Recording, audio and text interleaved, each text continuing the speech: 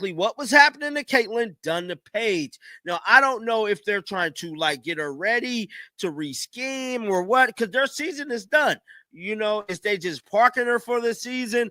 I don't know, but no one's talking about this. But let's pull up this point guard they just signed moments ago, man, about 20 minutes ago. Says the Dallas Wings have signed guard Christine Williams to an extreme hardship contract. They said extreme hardship contract. The situation surrounding Paige Bueckers and the Dallas Wings has become increasingly concerning. The rookie star appears set to miss yet another contest, and the franchise has brought in additional guard help. Bueckers has been battling what the organization calls an undisclosed ailment for multiple games now, but the vague nature of this condition raises eyebrows. Unlike typical injury reports, there's no mention of specific body parts like groins or hamstrings, just this mysterious health issue. The timing feels suspicious. Before this current absence, Bueckers was facing intense defensive pressure that seemed to rattler her confidence. Hardship contract. They said extreme hardship contract, which lead me to believe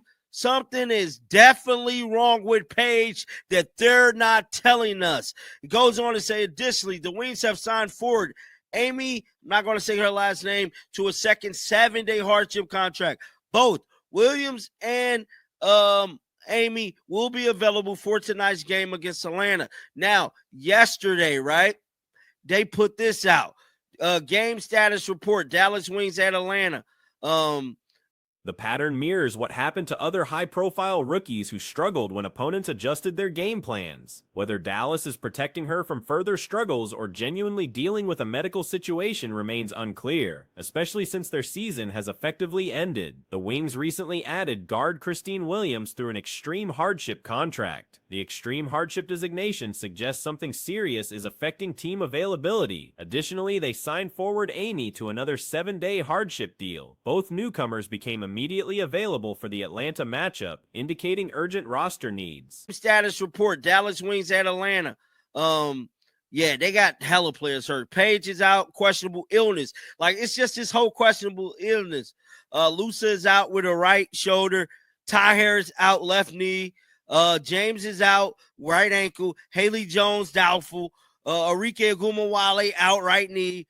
JJ is out, left knee. And old girl is out, left knee too.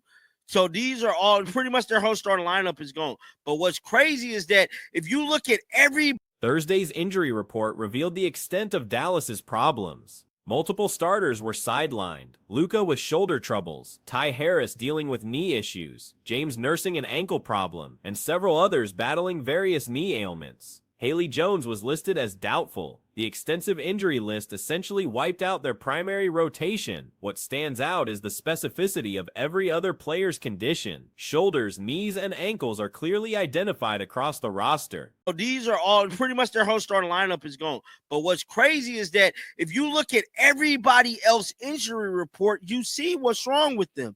It says right shoulder, left knee, right ankle, right knee, left knee, left knee. When it comes to Paige, it's questionable illness. What the hell is a questionable illness? Guys, I don't know, but it's looking real spooky in Dallas, and no one's talking about this. No one's talking about this. I don't know if they're just sitting her because the season is done. Y'all just party. Yet Bueckers remains listed with this vague, questionable illness. The lack of clarity seems deliberate, raising questions about transparency. The mystery deepens when considering Dallas's desperation. How does a team simply deactivate someone who could claim Rookie of the Year honors? If they continue sitting her, that award might slip away to competitors like someone from Chicago or another emerging candidate who maintains consistent availability. The Wings announced Bueckers' status update before their Atlanta game, acknowledging she missed Wednesday's contest due to this unnamed condition and remained affected heading into Friday. Despite being just 9-30 overall, Dallas recognized Bueckers as a premier offensive force who had established herself among the league's elite scorers. Done, y'all just parking Paige. I don't know, but it's looking real damn spooky, man. No one's talking about this. How y'all just gonna simply make Paige inactive and she's arguably finna be the Rookie of the Year? Because if they park her, she's not winning Rookie of the Year. I don't think. I think somebody else on the Citron Kiki. Somebody else could come in and just do a little more than what Paige did to get that Rookie of the Year if she's done. But what's looking weird to me is that what the hell is Her statistics before this absence were impressive, nearly 20 points per contest, plus 3 boards, 5 assists, and solid defensive numbers. The 44-point explosion highlighted her potential ceiling, but subsequent performances told a different story. Dallas struggles dramatically without their star guard. They managed only 1 victory in 8 games when Bueckers was unavailable, including that recent Connecticut loss. Even when active, the team barely competed at acceptable levels, but her absence made victories nearly impossible. Since that historic 44-point outburst, Bueckers' production plummeted significantly. If she's done. But what's looking weird to me is that what the hell is a questionable illness? That's what I'm not getting here. Like, y'all keep saying she's hurt, she's sick. Which one is it? She got COVID? Like, what the hell? Like, why is y'all not telling us? It says Dallas Wings announced Paige Bueckers' status update before the Dream game. And it goes on to say, on paper, the Dream should have no trouble against the Wings, who are just 9-30. Yeah, her team sucked. But Paige Bueckers is not to be taken lightly, as she... Over the next 2 appearances, she averaged merely 10 points while shooting poorly from everywhere on the court. The dramatic decline coincided with increased defensive attention from opponents. Analysis of that monster scoring night revealed concerning details. While some buckets showcased legitimate skill, many came against minimal resistance. Opponents essentially allowed open looks that wouldn't be available against competent defensive schemes. Once teams began applying pressure through double teams and aggressive coverage, her efficiency disappeared completely. Bueckers is not to be taken lightly, as she has already cemented herself as one of the premier offensive talents in the league. Bueckers she was currently averaging 19 points, 3 rebounds, 5 assists, and 1.6 steals per game. Then it goes on to say that's the other day when she had the 44 points. Now, Paige status. He said Bueckers missed the Wings' last game on Wednesday due to an illness, and she is The sequence feels suspicious. Explosive scoring performance, followed by intense defensive focus, then sudden struggles, and finally this mysterious health issue. The timing suggests possible correlation between on-court difficulties and off-court absence. Recent games showed Bueckers facing constant pressure situations she hadn't encountered earlier. Trap coverage and aggressive help defense disrupted her rhythm entirely. The star power that seemed evident during early season success evaporated when facing legitimate professional level adjustments. Her shooting percentage crashed to 26% from the field during this difficult stretch, while assist numbers also declined despite increased attention creating opportunities for teammates. Bueckers missed the Wings' last game on Wednesday due to an illness, and she is still dealing with it heading into Friday's game in Atlanta. The Wings released their injury report on Thursday for Friday's matchup and have listed Paige Bueckers as questionable with an illness. Now, they list her as questionable with the illness, right? But y'all signed a new guard today, which lead me to believe Paige ain't finna play. She ain't finna play, bro. I mean, y'all, The stark contrast between dominant moments and recent struggles raises questions about adaptability under pressure. The Wings organization needs to provide clarity about their franchise player situation. While other athletes have transparent injury designations, specific joints and body parts clearly identified, Bueckers remain shrouded in mystery. Fans deserve honest communication about someone expected to anchor their future. This ongoing situation creates more questions than answers. The combination of signing emergency guards, listing vague health issues, and missing games after facing increased defensive pressure appears questionable. Thank God, if everything's clear and she wants to play tonight, okay. If there's nothing crazy. But the fact is that they had to check for a facial fracture. Means she definitely shouldn't have played. She should not have played the other day. Yeah. So, one big thing today is that we've seen Caitlin Clark stretching. You haven't seen much. We're not seeing much. But we are seeing Caitlin Clark. Whether protect. But we are seeing Caitlin Clark stretching. She's going through the warm-ups with teams. Why has Caitlin Clark not spoken up about her issues? Why would she have to speak out about her injuries? Like, what is there to be gained by Caitlin Clark coming out and speaking out about her injuries? I mean that. Like, what is there to actually be gained? The answer, realistically, nothing.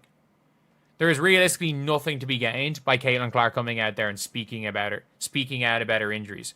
Like, whatever the truth behind this situation, resolution cannot come quickly enough for a franchise already struggling with credibility and performance issues throughout this disappointing campaign season. Chloe Peterson has been spotted at Indiana's training sessions, which brings tremendous relief to fans and observers. Medical examinations on Lexi Hall have concluded, and fortunately, scans revealed no signs of concussion or broken facial bones. The sense of relief when these results came back clear was immense. However, serious questions remain about allowing Hall back into competition after her incident. Many believe the decision to return her to action was questionable at best. Speaking out about her injuries. Like, all of this stuff about, oh, Caitlin Clark needs to speak out. Like, the fact that it's even gone as far as say she needs to speak out about her injuries and stuff, I'm like, I just don't even know. I don't even know what to say anymore. I don't even know what to say about some people. Like, I think there should be something said, as in, like, I genuinely think that we should be seeing teams, we should have had, instead of day-to-day and questionable, there should have been some form of an update. The fact that doctors needed to examine for potential facial fractures suggests the impact was significant enough to warrant extreme caution. Regardless of the clear medical results, the initial choice to continue playing appears problematic. Recent developments show Caitlin Clark participating in team preparation activities and going through flexibility exercises. This represents major progress for Indiana's long-term prospects. The sight of Clark engaging in warm-up routines alongside teammates signals positive movement toward her eventual comeback. Questions have emerged about whether Clark should publicly address her physical condition. But like, that update doesn't need to come from Caitlin Clark. Not only does it not need to come from Caitlin Clark, it shouldn't come from Caitlin Clark. That update shouldn't come from her. But the fact that she's warming up with the team is a huge positive. Is a legitimately huge positive for the Indiana Fever long term. It means Caitlin Clark is probably coming back soon-ish. And if you guys are wondering when soon-ish is, it's in the regular season. In the regular season.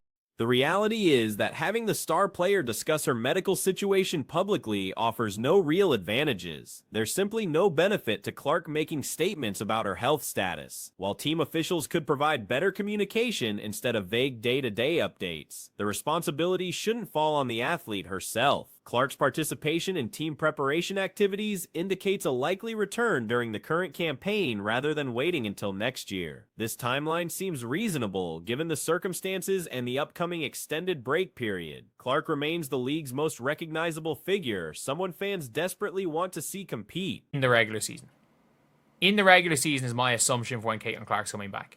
And I think a lot of you guys will be probably in agreement with that Caitlin Clark is probably going to be coming back in the regular season. And we can't complain about that. Like, look, if Caitlin Clark comes back in the regular season, we all should be happy. Because at the end of the day, Caitlin Clark is the biggest name in this league. Caitlin's the biggest name in this league. She is a player that, I mean, everyone wants to watch. And so far, This season has been frustrating because limited playing time has prevented many from watching her perform. However, rushing back prematurely would be unwise. Shutting down Clark for the remainder of the season seems illogical considering the lengthy offseason ahead. With an 8-month gap approaching, managing minor muscle issues that aren't serious injuries doesn't require such drastic measures. The logic behind wanting Clark sidelined for the year is difficult to understand. The only reasoning for keeping Clark out would be if Indiana wanted to lose games intentionally, but this strategy makes little sense given their current position. Everyone wants to watch. And so far this season, not enough people have been able to watch Caitlin Clark because she's barely played. She's barely played. So, look, I'm not going to be one of those people that's saying, oh, Caitlin should rush to come back. But shutting down Caitlin for the season makes no sense when there's an 8-month break. Shutting down a player because of niggling groin issues that just won't go away without any major actual injury? They would need to lose every remaining contest, and players never willingly participate in such approaches. Athletes consistently resist tanking efforts, as seen with other professional players who have expressed frustration when teams prioritize losing. Medical staff can sideline players for strategic reasons, but the athletes themselves never embrace losing on purpose. Even in other leagues, star players have shown anger when teams tried to lose games intentionally towards season's end. Regarding Clark's situation, she will definitely return to action. Among the remaining schedule, the matchup against Washington appears most favorable. Without any major actual injury, when she has an 8-month break, starting very soon, makes no sense. It makes no sense to do that. Like, I don't understand why people are wanting Caitlin Clark to miss the rest of the season. Like, the only logic for Caitlin missing the season is if the Indiana Fever want to tank, and there should be no reason right now why the Indiana Fever should be tanking. Not with the fact that they would have to lose every single game for the rest of the season, and you're never going to get. The Mystics recently suffered a massive defeat against New York without several key players and appear to have given up on their season since falling out of playoff contention. Their recent performances suggest they've mentally checked out. Washington's struggles are so severe that Connecticut might finish closer to them in the standings than Washington finishes to playoff position. They've essentially surrendered for the year. Indiana faces Washington, then Chicago, and finally Minnesota's reserves in their last regular season game. These should be manageable opponents, particularly since the final game will likely feature backup players rather than starters. Rest of the season, and you're never going to get players on board to do that. Like, you can tank as in you can tell your coach to do whatever. It's rare you'll get a coach to tank, and the medical staff can shut down players in a way to tank, but it's never the players. The players are never the ones that are happy to tank. Like, we've never seen a player want to tank before. Like, even Luka Doncic, the year when they got not Daniel Gafford, jeez, well, they got that Gafford the following year. The year they got Derek Lively. He didn't want to tank. He was furious when the team tanked. The team were tanking, they sat him out of a game. For postseason seeding, facing Atlanta or Las Vegas doesn't matter significantly. Both present similar challenges, though Atlanta might offer slightly better matchup potential. The difficulty level between these opponents appears comparable. Avoiding Minnesota would be preferable, though they recently collapsed after holding a large lead against Seattle. Teams that rely heavily on outside shooting can be vulnerable in single-game scenarios, and in a 3-game series, Indiana would need just one hot shooting night and one cold night from Minnesota to advance.